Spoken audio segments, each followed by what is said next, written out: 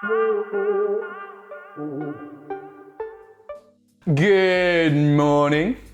Howdy, YouTube. Why does everyone on YouTube say, what's up, everybody? Maybe it's an American thing. Maybe I only watch American YouTube channels. It's weird. So I'm gonna say good morning, because it's the morning. Here's my coffee. I'm having a morning coffee. Now, as the title may suggest, I'm kind of talking about a bunch of stuff at the same time. Why am I talking about a bunch of stuff at the same time? Because this bunch of stuff is joined together into this and into this is the heavy part. Actually, let's start here. This makes sense. This is the back. All right. Again, I have my screen open on my GH5, just checking that I give myself enough headroom. I feel like I give myself too much headroom when I shoot for film and stuff, so I'm trying to train myself to drop my frame a little bit, but then I don't want to chop the top of my head off. Anyway, what are we talking about? This is the Bits Frankenstein shoulder rig that I have built myself for my GH5. It's small. It's lightweight, it's exactly what you need. There's no overkill, there's no superfluous random stuff on here that you don't need. The idea is that I can get my camera on and off really fast. I can get adjustable ND filters on the lens of the camera on and off really fast. Because I want to get my camera sometimes handheld. I sometimes want to put it on my crane stabilizer. Maybe soon to be Ronin S stabilizer. Ooh, that's pretty exciting. Built-in focus support on a gimbal. Oh, finally. All right, let's start at the back. What I'm holding here. Actually, should I? I'll do it like this first. I'm gonna unplug this. My huge HDMI cable. I like it because it's red, but I think it's too big. It's 1 meter long, and it's flat, if that makes any difference whatsoever. But it does make it easy to find because it's red. That's why I bought it. But I have a smaller one, like a 50 centimeter, tiny black one on the way. Probably gonna replace it. All right, what have we got here? This is the Neewer aluminium counterweights, 2 kilos. I used to have a generic filmcity counterweight that was 1 kilo. Funnily enough, that kilo weight was about the same size as these two together. And this is 2 kilos. A lot of people off the bat, why don't you get a V-mount battery and then you can have it on here and it makes sense. One, the V-mount and then the battery, or a V-mount and a battery that weighs the same as this, so I actually feel it being a counterweight, first off, will cost me about 500 bucks. This entire build was about 500 bucks. I have 4 camera batteries, I have 4 screen batteries. Between all those on cycle, I can film all day anyway. So it doesn't really have much impact on me. Ooh, I'm getting zebras on my arm. I wonder if I overexposed a little bit. Oh, we'll find out. All the detail here, gone. So Neewer counterweight, 2 kilos. These are, I'm just gonna say generic 15 millimeter rods. These are rods I kept from a Film City shoulder rig that I had. Like that shoulder rig worked, it did a job. I did a review on the whole rig. It's one system you buy. It's like 200 bucks. For 200 bucks, it was actually too much. It was a big rig. Like if I could have added more counterweight on the back of that rig, I could have put on like an FS7 body on that thing. It was huge, but it was a bit plastic. And plastic has a bit of flex, right? Like it would never break. That plastic is solid as. But that rig, every time you picked it up, if you kind of did this, you're never gonna do that with your camera on. You could feel the whole thing flexing and bending, and which is, I think, what it was designed to do. It's very lightweight. But this moving up to all metal components, it's still lightweight besides the 2 kilos of mass I've just chucked on the back. Anyway, I'm gonna keep going. So 2 kilos on the back, very important to me. With a GH5 and a lens on the front, 2 kilos is just about enough to counter and really take the strain off my arms. V-mount, not going on here because 1, I don't need it. The 4 batteries I have for my GH5 are fine, and price. You know, to get a big battery that weighs 2 kilos on the back of here, that's more than this whole build. Generic 15mm rods. This is a Camvate, I think that's the brand. Generic shoulder rig. It's the best one I've found. It looks very small rig. It looks like an imitation of a small rig setup. By saying imitation of small rig, it is small rig. Like, small rig stuff is beautiful because it's really nicely finished metals. It's got all its joining holes. It's got this kind of cutouts and grooves in its parts that make things really like ergonomic, and the designs are just really good. There's mounting holes all over the shoulder pad. And then the pad itself is just this slip-on, really soft, really cushy, slim. You can see how slim that is. It's amazing, the size of this. It's just small and beautiful. I've put on a cold shoe mount, just here. Some generic, like little, completely, you guys would have all have seen these arms, everyone has them. And then an Andoer S7, also known as the Bestview S7, also known as every other branded S7 on the planet, because it's all the same company. Hanging out here, which is perfect, because when I've got some shoulder on my shoulder, this is just adjusted really weird right now. I can put my screen like here, have my camera screen here, my Andoer screen here. This is more a review about this build, not every individual product. This is the Andoer S7. It supports full 60 Hz 4K. It's beautiful. It's like a $200 screen. For its price, I'm shocked at how accurate the color science is. It's a 10-bit screen. It's a freaking 10-bit 4K supported screen.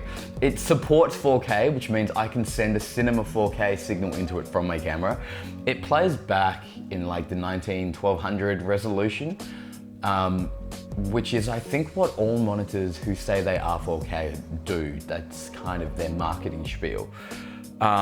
It's amazing. If you want to know more, the link will be down below. Best budget screen you can find. Period. Someone challenged me on that, but this is the best one I found. So that's this system here. Neewer counterweight, generic 15mm rods, the Camvate shoulder pad. This was like 30 bucks. This was about 30 bucks. This was 10 bucks, 200 bucks. The rods came over from a kit. You can get these rods from China for like 10, 15 bucks. It's like $100 plus the screen, 300 bucks worth, about-ish, right here. Let's move on. This is the fun looking part. Now this, you want lightweight. This doesn't weigh a thing. All right.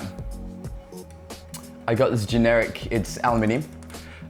This bracket on my last shoulder rig was plastic, which meant the back support would bounce like this and it would wobble. This isn't going anywhere. Generic metal Z-arm. Again, I think it's a small rig, or I should probably stop saying that. It's just a generic bracket from no one. There's no name on it. It's all metal. It's even got mounting holes back and front. Yeah, it's beautiful. Like, it is a metal bracket. It does not have to have a brand name on it. It cost me about 20 bucks, about 25 bucks. More generic aluminum rods here and here. These ones are really nice. These ones are like a matte kind of polished. Is that did I just say matte and polished? Is that a double negative? It's satin. It's satin. That's what it is. They're satin rods. The Andoer Sea Cage, that also goes by like 10 other names. I found it as the Andoer Sea Cage, or the Andoer Sea Half Cage. It was 80 bucks Australian. These are all Aussie prices, by the way. I wanted a tiny cage that suited the size of a GH5.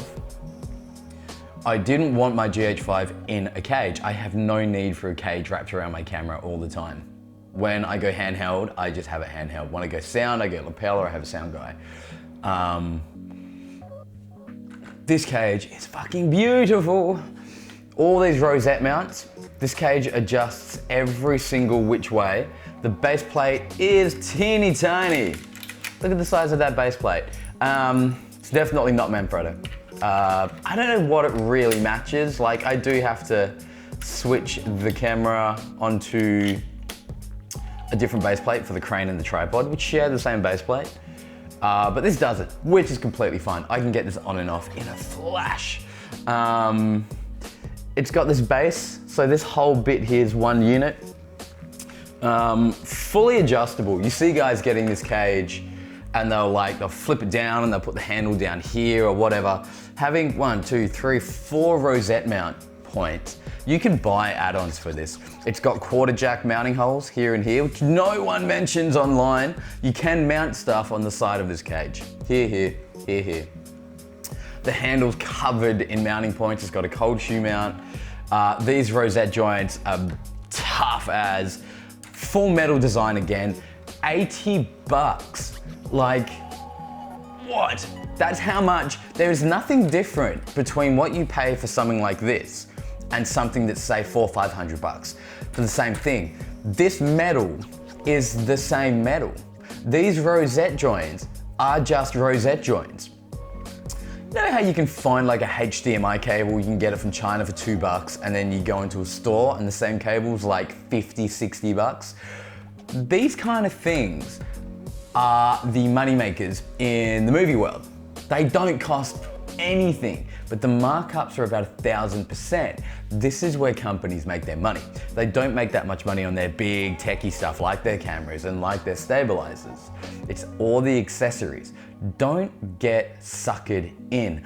I was acting in a short film like a week ago. The director wanted to meet me. Instead of going for a coffee, he just gave me a part in the film and then we had a chat. He was shooting on a red Epic, I think. Wasn't his, was hiring it for the shoot, of course, because nobody owns a red, that's a myth. I want a red, someone give me a red camera. And the handles on his red, they're interesting handles. Like they come down, you can adjust them, and then there's more poles, you adjust them again. I've been looking at some handles, and I'll get to that on this. So I found these ones, they're like $1,500 for handles. For freaking handles, $1,500. They do that because they know people shooting on a red camera or an ARRI camera or a camera that's that big and that heavy and that expensive are just gonna go buy $1,500 handles and not think about it. But if you stop for a second and think about it, you're gonna say that's freaking $1,500 for a handle. It's the same metal, they're the same rosette joints, 80 bucks. All right, that's my rant, over. This cage has got this lovely knurled little nubby bit here to get it on and off. This nub was actually quite stiff when I first bought this cage. I took this off, the 2 springs came out. I took it off and on completely like 4 or 5 times, and now it's like butter. It's so smooth. The only gripe I have is I wish this was longer because my camera body comes out to about here. So getting my hand under here to like unscrew this and slide the camera off. But I've gotten really good at it. Now I can just go off. But whatever, I'm just whinging. It was a bit harder. All right, on to the next thing. My handles. The handles. See these handles? It's a very generic handle system. I kept this from my filmcity rig. There's just there's 2 little supports here that just hold a 15mm rod that goes that way. And then the handles just slide on and they've got their attachments for a 15mm rod this way. Now, I've been umming and ahhing. These handles are really different. They're just like, you know those potato things you can get at festivals that swirl up? It's like that, but they're rubber. I don't think I'm gonna get rid of them. They're really cheap. I reckon, I don't think Filmcity, they're Filmcity by the way, because they're from my Filmcity rig. I don't think Filmcity sell these separately. But holy crap, in terms of like breathability, especially down here in Australia, because they've got this like layered design, you can hold on to them. The amount of air that gets in here, and because they're completely malleable, the grip is better than any handle I've held. It's really weird. These like you get wooden handles and stuff that get all sweaty and gross and slippery. These cheap rubber handles, I reckon you could, if you can find a pair, for like 10 bucks, they're the best handles I've ever had on a small rig like this. Out of everything here, I think these are like the proof in the pudding, the proof is in the pudding, of like budget can be best sometimes. Rubber handles with like this, you can hear, they're kind of like flexy rubber. It just molds to your hand and they breathe, and the amount of grip is, they're great, they're great. Oh, this little Waraxe lens support, or wiggle, wiggle, wiggle. 30 bucks from China, Waraxe. I don't know what company. Waraxe sounds American, or it sounds Chinese, trying to copy an American company. The only gripe I have, see how it wiggles? Like that? Like a lens support should be stiff. But I do like it. It's got this wheel on the inside to raise this up and down. And I've figured out a way of getting my camera in and out without having to move this up and down, and the lens just slides on and locks on. I need the lens support. The GH5 running the Sigmas, every time I pull focus, there's that tiny dreaded little pull focus shift you get in films. We actually filmed a short film that had that pull focus shift everywhere, and we decided to use it. Instead of hiding those little nudges when we're pulling focus, we were like, you know what, we're gonna make that a thing, and it looks freaking great. But not anymore. We're getting rid of that because we can't make focus shifting look great in everything we make.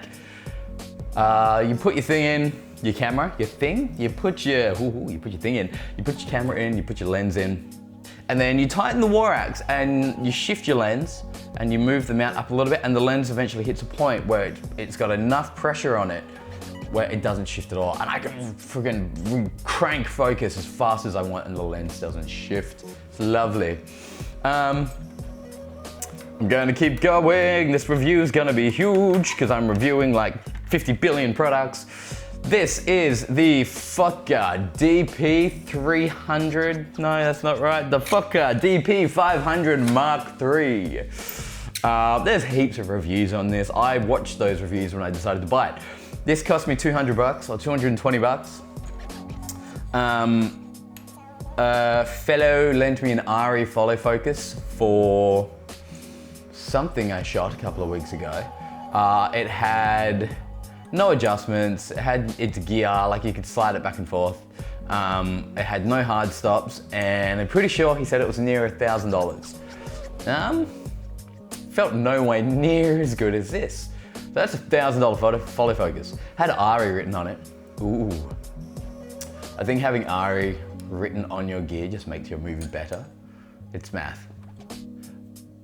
There should be a Because Science episode on that. It's math. Why do brand labels on things? I think The Nerdist did something on that. That having like a brand name on a product just makes you think it's better. Best budget follow focus going. It's what Fotga do. They're the kings of best budget. Followed closely by Andoer. Hard stops, you can change the firmness of your turning with this little adjustable knob here. These gears are fully interchangeable. There's no gaps, it doesn't shake, it's solid as guts. It's got this really nice clamp on design. Like you can just pop it off the rods off. You don't have to slide it on. Everything I want from now on should just pop off. Like insanely easy. Even my Waraxe, my lens support, by the way, has the same design. I don't know if you guys can see. See how it sits on top and you just tighten it at the end and everything just pops off when you need it to pop off. How long has this been going for? Woo, 12 minutes. Does it say 12 minutes? I'm so bland. Oh, 19, shit. And then that brings me to the end, to the Fotga DP3000 Mark III. There's a 3000 Mark IV, and what changes in the marks of the Fotga DP3000s is your huge tightening knob here.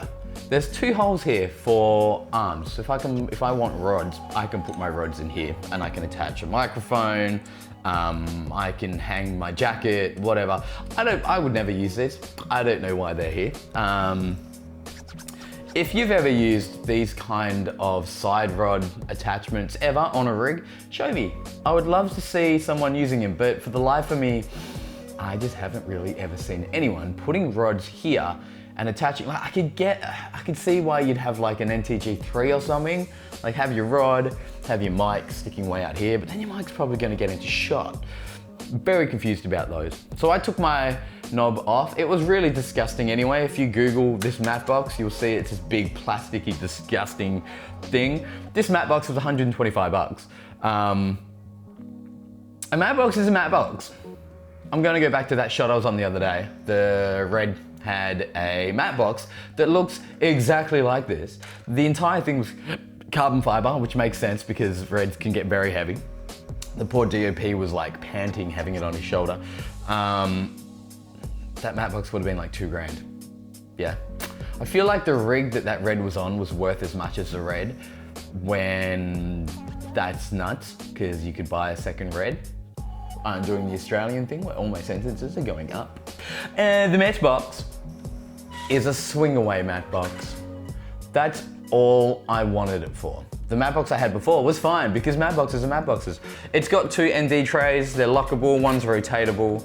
I don't use NDs in my matte boxes because I have variable NDs on the front of my lenses. People hate variable NDs, I love them. Fight me over that. It's great. Again, all aluminium, all the brackets and arms of this are metal. The body, actually the body's tin, the body's metal. The back bits where the lens go in and like the filter supports are plastic, but metal, metal, metal. Oh, my lenses fit perfectly in here. Like they sit flush in the middle. You get these little like foamy drop-ins. This one is built for 82mm lenses, which all of my lenses are. I've got 3 lenses. They're all 82mm. They sit in here like a freaking glove. They like pop in. It's lush. Guys, that's it. That's my rig. Oh yeah, you just lock this down. The only thing I don't like about this matte box is it's all beautiful, and then this one, and this underneath are these like baby blue little plastic nubs. I mean, I guess I've got to cut costs somewhere, but it's funny, it's all metal. And this is plastic, which I don't care. But then these little attachments are gross. I'm gonna hunt down some of these and switch them out. Just because baby blue is not my jam. Guys, this is my rig. I'm gonna stick it together, and together we'll take down the bad guy. I was gonna make a Power Rangers reference, and then the Power Rangers character names just left my head, and like the name of their Zords. Let's think got Zords right. I used to watch Power Rangers, and I can't remember, because I'm getting old. Oh yeah, oh you can't see it. My rig's here, it looks amazing. This is the top hood for the Maty box. My name is Maty. I'm gonna call it the Maty box, but spell it like my name. Sounds like I'm not gonna tell you what it sounds like. There you go. Woo. It does that sometimes. There's my rig. I don't know why, I think that was a New Zealand accent. I don't know why I'm doing that. Yeah, that's it. I could do this all day long. The amount of weight at the back right now is kind of too much, just pulling it back, which is what you want. It's great. Ta-da-da, ta-da-da. Oh, shit. Right, see where I'm holding it? I'm holding it at the back. There's no flex and no play. This is the biggest difference between what I had and what I have now. Everything is just this one cohesive, solid, light, movie-making piece of gold. I hope you found this informative. The reason I'm doing this is kind of because people go and buy like $1,000 shoulder rig and then go, oh crap, I don't need this, oh, I need to add that, blah, blah, blah. Go bits, man. Frankenstein the crap out of it. Oh yeah, this box also has the side flaps. I left these at home yesterday on a shoot, hilarious.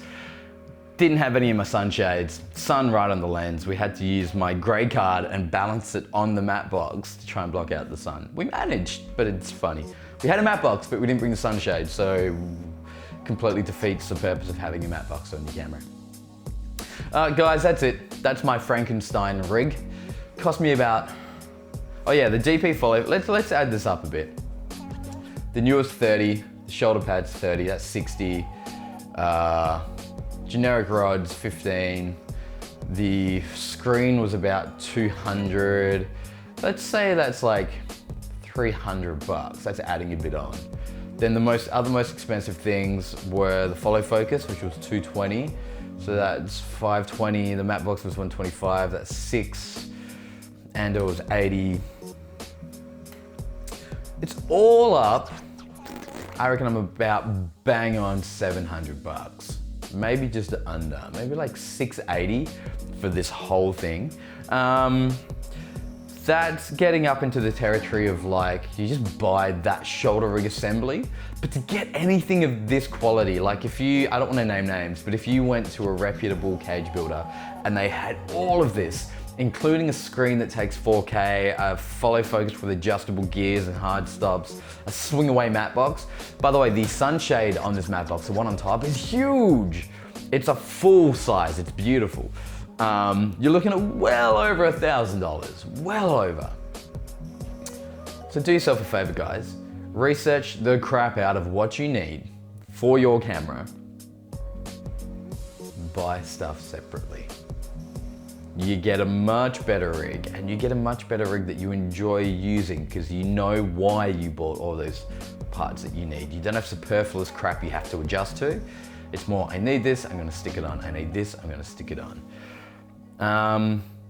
That's it. I might do some smaller reviews breaking down each of these components, but I don't really think I need to because I watched those reviews when I bought these components. So they're out there, they exist. I'm doing this review because I'm the first guy to stick it all together and make this beautiful little Simlight Ultimate GH5 rig. All right, guys, I'm just blabbing. I'll catch you next time. My typical outro, I'm gonna lift up the product and spin it around and say, oh my God, isn't it beautiful? Oh, it's like a camera sky whale fish. Look at it go. I'm just getting weird with it now. It's lovely, lovely, lovely, lovely.